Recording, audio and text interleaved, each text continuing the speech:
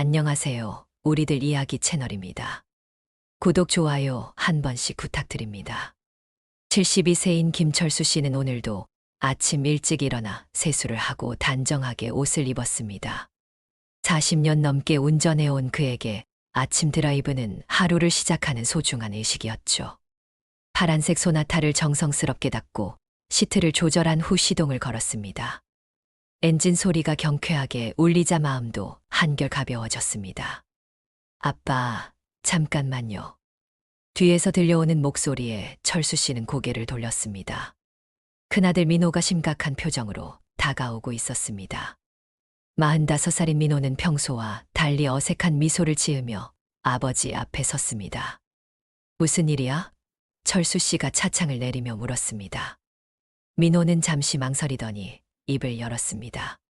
아빠, 저희가 가족회의를 했는데요. 이제 운전을 그만하시면 어떨까 해서요. 철수 씨의 표정이 굳어졌습니다. 갑자기 무슨 소리야? 민호는 준비해온 말들을 쏟아내기 시작했습니다. 아빠 나이도 있으시고 요즘 교통사고 뉴스도 많잖아요. 반사신경도 예전 같지 않으시고 저희가 걱정되어서 그래요. 철수 씨는 핸들을 꽉 쥐었습니다. 40년간 무사고였던 자신의 운전 실력을 의심받는다는 것이 믿어지지 않았습니다. 나는 아직 멀쩡해. 눈도 좋고 손목도 튼튼하다고. 하지만 민호는 고개를 저었습니다. 형님, 형수도 모두 같은 생각이에요. 차는 저희가 처분하고 필요하면 저희가 모셔드릴게요. 순간 철수 씨의 머릿속이 하얘졌습니다. 자유롭게 어디든 갈 수 있었던 자신만의 공간이 사라진다는 것. 누군가의 도움을 받아야만 움직일 수 있다는 것이 현실로 다가왔습니다. 안 돼. 내 차는 내가 결정할 일이야. 철수 씨의 목소리가 떨렸습니다. 민호도 마음이 편하지 않았습니다. 아버지의 자존심을 상하게 하고 싶지 않았지만 혹시라도 사고가 날까봐 밤잠을 설쳤던 것도 사실이었습니다. 아빠, 저희도 이런 말씀 드리기 어려워요. 하지만 가족의 안전을 생각해서 철수 씨는 시동을 껐습니다. 갑자기 모든 것이 의미 없어 보였습니다. 아들들이 자신을 늙고 위험한 존재로 본다는 사실이 가슴을 아프게 했습니다. 너희들은 내가 언제부터 그렇게 못 믿어왔냐? 민호는 당황했습니다. 그런 게 아니라. 하지만 철수 씨는 이미 차에서 내려 집으로 향하고 있었습니다. 뒤에서 민호가 아빠라고 부르는 소리가 들렸지만 돌아보지 않았습니다. 집에 들어가 거실 소파에 털썩 주저앉은 철수 씨의 마음은 복잡했습니다. 정말 자신이 위험한 운전자가 되었을까요? 아니면 자식들이 과보호하는 것일까요? 며칠 후 철수 씨는 여전히 마음의 정리가 되지 않았습니다. 차고에 세워진 파란색 소나타를 바라보며 한숨을 쉬었습니다. 아내 영희 씨가 따뜻한 차를 가져와 옆에 앉았습니다. 여보, 민호 말도 일리가 있어요. 영희 씨의 조심스러운 말에 철수 씨는 고개를 돌렸습니다. 당신도 그런 생각이야? 영희 씨는 고개를 끄덕였습니다. 지난달에 마트 주차장에서 후진할 때 기둥에 살짝 부딪혔잖아요. 그때 저도 깜짝 놀랐어요. 철수 씨는 그 일을 기억했습니다. 작은 스크래치였지만 당시에도 당황스러웠던 것이 사실이었습니다. 그건 그냥 실수였어. 누구에게나 있을 수 있는 일이고. 하지만 영희 씨의 표정을 보니 그녀도 많은 걱정을 했다는 것을 알 수 있었습니다. 한편 민호는 직장에서도 집중이 되지 않았습니다. 동료가 요즘 왜 그래? 라고 물어봤지만 선뜻 대답하기 어려웠습니다. 아버지에게 상처를 준 것 같아 마음이 무거웠습니다. 집에 돌아와서도 아내 수진에게 털어놓았습니다. 아버님이 많이 서운해하시는 것 같아. 수진도 고민스러운 표정이었습니다. 하지만 우리도 걱정되잖아요. 특히 아이들 태우고 다니실 때는 더욱. 민호는 고개를 끄덕였습니다. 7살 딸 지은이와 5살 아들 지훈이를 생각하면 더욱 신중해질 수밖에 없었습니다. 둘째 민수도 비슷한 고민을 했습니다. 의사인 그는 고령자 교통사고 통계를 잘 알고 있었습니다. 반응 속도의 저하, 시야의 제한, 판단력의 둔화. 의학적으로는 분명한 위험 요소들이었습니다. 하지만 아버지의 마음을 생각하면 마냥 강요할 수만은 없었습니다. 형, 아버지가 우리 말을 안 들어주시면 어떻게 할까? 민수가 민호에게 전화를 걸었습니다. 일단 조금 더 시간을 들여보자. 너무 급하게 밀어붙이면 오히려 역효과가 날 것 같아. 그날 저녁 식사 시간, 가족들은 어색한 침묵 속에서 밥을 먹었습니다. 평소라면 손자 손녀들의 제잘거리는 소리로 시끌벅적했을 식탁이 조용했습니다. 철수 씨는 밥맛이 없었고 민호와 민수도 마찬가지였습니다. 지은이가 할아버지에게 물었습니다. 할아버지, 왜 요즘 차로 마트 안 가요? 순진한 질문에 어른들은 모두 멈칫했습니다. 철수 씨는 쓴웃음을 지었습니다. 할아버지가 차가 고장 나서 그래. 지은이는 그럼 고쳐서 같이 드라이브해요. 라고 밝게 말했습니다. 그 순간 철수 씨의 마음이 더욱 복잡해졌습니다. 손녀와 함께 드라이브를 즐겼던 행복한 기억들이 떠올랐습니다. 일주일이 지나도록 철수 씨와 민호 사이의 대화는 없었습니다. 철수 씨는 매일 차고에 가서 차를 바라보기만 했고, 민호는 아버지께 말을 걸고 싶었지만 용기가 나지 않았습니다. 그러던 어느 날 영희 씨가 제안했습니다. 여보, 민호와 제대로 한번 이야기해보면 어때요? 서로 마음을 숨기고 있으니까 더 어려워지는 것 같아요. 철수 씨는 처음에는 고개를 저었지만 계속된 아내의 설득에 결국 고개를 끄덕였습니다. 다음 날 저녁 철수 씨는 민호에게 말했습니다. 민호야, 아버지와 이야기 좀 하자. 민호는 긴장했습니다. 아버지가 화를 내실까봐 걱정이 되었지만 동시에 대화할 기회가 생긴 것에 안도했습니다. 둘은 거실에 마주 앉았습니다. 잠시 침묵이 흘렀고 철수 씨가 먼저 입을 열었습니다. 민호야, 아버지 말을 제대로 한번 들어봐라. 민호는 고개를 끄덕였습니다. 네, 아버지. 나는 지금까지 40년 넘게 운전을 해왔다. 무사고로 말이야. 철수 씨의 목소리는 차분했지만 어딘지 떨리고 있었습니다. 운전이라는 게 나에게는 단순히 이동수단이 아니야. 자유와 독립을 의미하는 거다. 민호는 아버지의 말을 끝까지 들었습니다. 중간에 끼어들고 싶은 마음도 있었지만 참았습니다. 철수 씨는 계속했습니다. 차를 몰고 혼자 드라이브할 때 나는 아직 젊은 사람이 된 기분이야. 어디든 갈 수 있고 누구의 도움도 받지 않아도 되는 사람 말이다. 너희들이 걱정하는 마음은 이해해. 하지만 갑자기 운전을 그만두라고 하니까 마치 내가 무능한 노인이 된 것 같아서 자존심이 상했다. 철수 씨의 목소리가 점점 작아졌습니다. 나도 나이 들어가는 게 무서워. 하지만 아직 포기하고 싶지 않아. 민호는 아버지의 진심을 들으며 가슴이 먹먹해졌습니다. 자신들이 아버지의 마음을 제대로 헤아리지 못했다는 것을 깨달았습니다. 아버지에게 운전은 단순한 기능이 아니라 존재의 의미였던 것입니다. 아버지. 민호가 조심스럽게 입을 열었습니다. 저희도 아버지 마음을 이해하지 못해서 죄송해요. 단순히 위험하다는 이유만으로 그만두시라고 했던 것 같아요. 철수 씨는 아들의 말을 들으며 조금씩 마음이 누그러지는 것을 느꼈습니다. 하지만 아버지, 저희가 걱정하는 이유도 들어주세요. 민호가 이어서 말했습니다. 철수 씨는 고개를 끄덕였습니다. 그래, 너 말도 들어보자. 민호는 깊게 숨을 쉰 후 말을 시작했습니다. 아버지, 제가 왜 이런 말씀을 드렸는지 솔직히 말씀드릴게요. 철수 씨는 진지하게 듣는 자세를 취했습니다. 지난달에 아버지가 마트 주차장에서 접촉사고 나셨을 때 정말 놀랐어요. 다행히 크게 다치지 않으셨지만 그 후로 계속 걱정이 되었거든요. 민호의 목소리에는 진정한 우려가 담겨 있었습니다. 그리고 어머니도 말씀하시더라고요. 요즘 아버지가 운전하실 때 예전보다 긴장하신다고. 특히 밤에는 더욱 그러시다고요.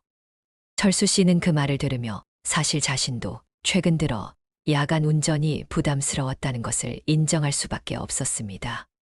민호는 계속했습니다. 민수도 의사로서 많은 걱정을 했어요. 나이가 들면서 자연스럽게 반응 속도가 느려지고 시야가 좁아진다고 하더라고요. 이건 아버지만의 문제가 아니라 모든 고령자분들이 겪는 자연스러운 변화라고 해요. 철수 씨는 그동안 인정하고 싶지 않았던 변화들을 떠올렸습니다. 신호등을 늦게 발견하거나 차선 변경 시 사각지대가 더 넓게 느껴지는 것들 말입니다. 그래도 아직은 아버지, 저희가 제일 걱정하는 건 아버지가 다치시는 거예요. 민호의 목소리가 떨렸습니다. 혹시라도 사고가 나서 아버지가 다치시거나 다른 사람을 다치게 하시면 어떡하죠? 그때는 정말 돌이킬 수 없잖아요. 그 말을 들으며 철수 씨도 복잡한 감정을 느꼈습니다.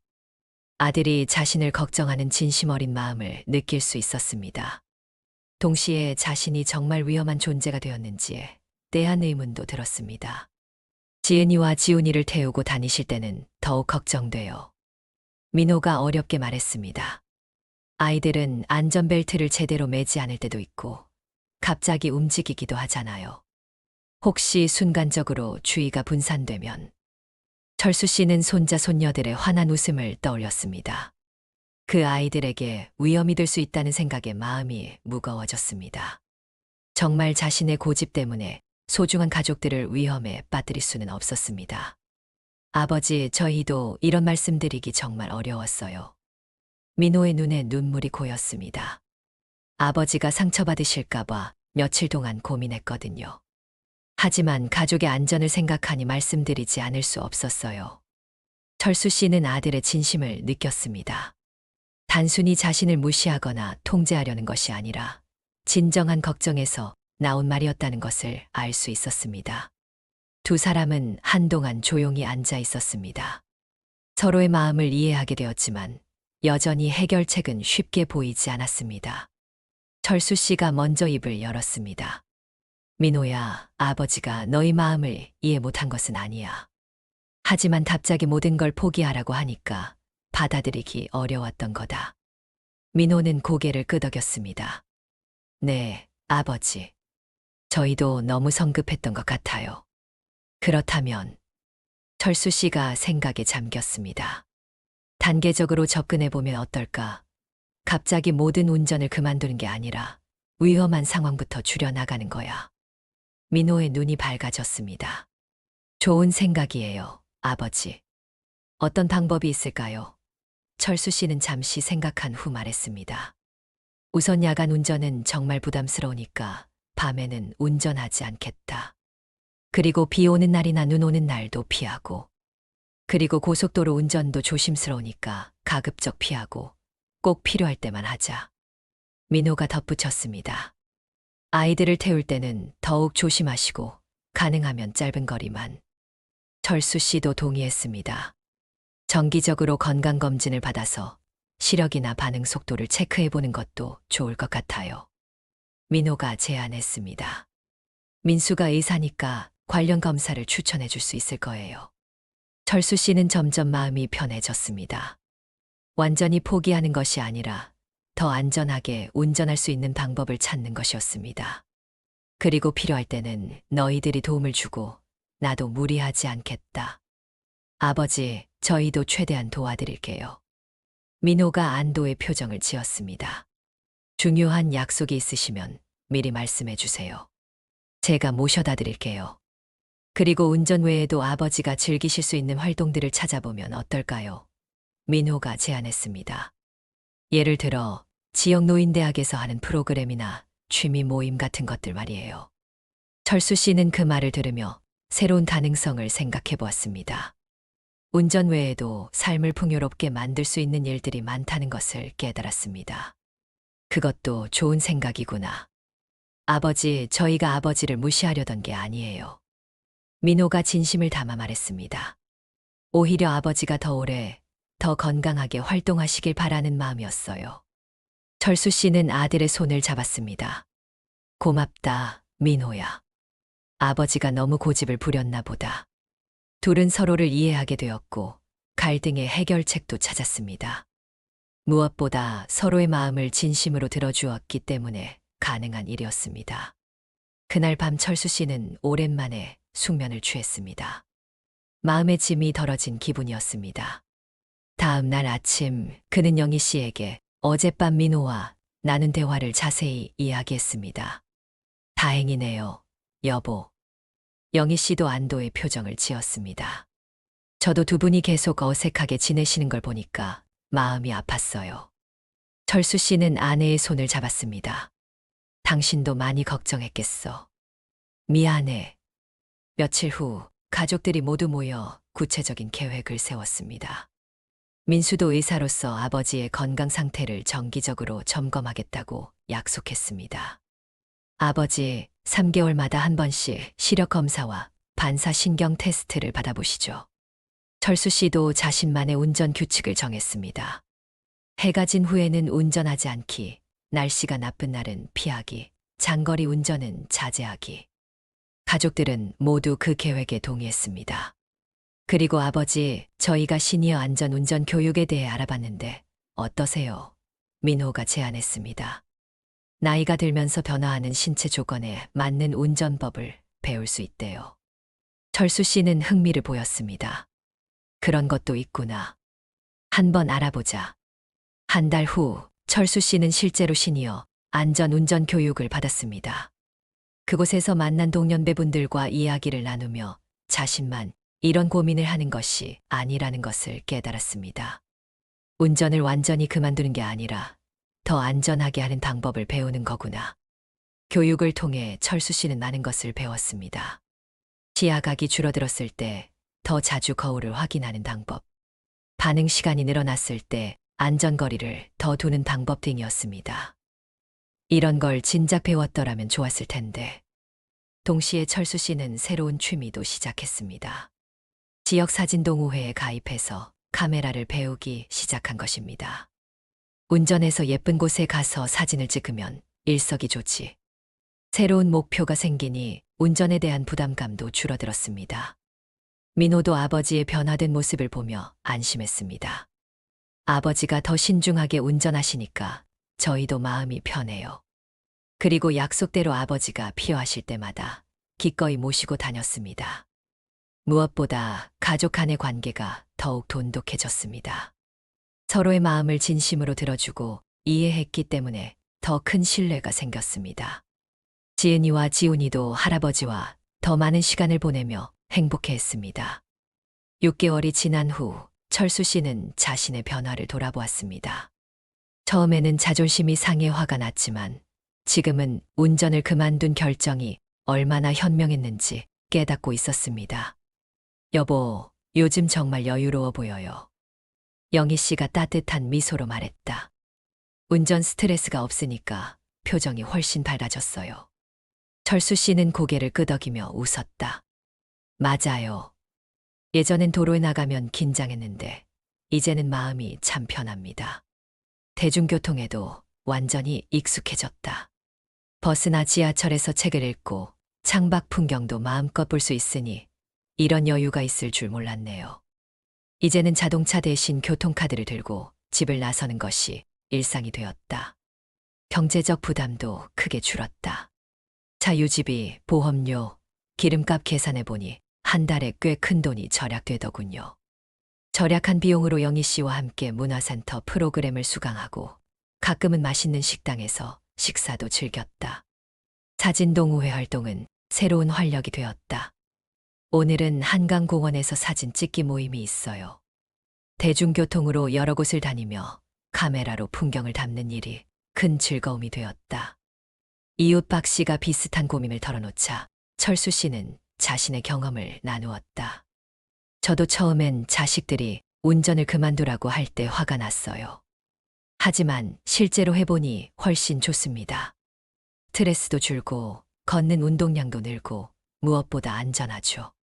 민호도 아버지의 변화에 안도했다. 아버지, 요즘 정말 여유로워 보이세요. 저희도 마음이 편합니다. 철수 씨는 미소를 지으며 말했다. 네, 덕분이다.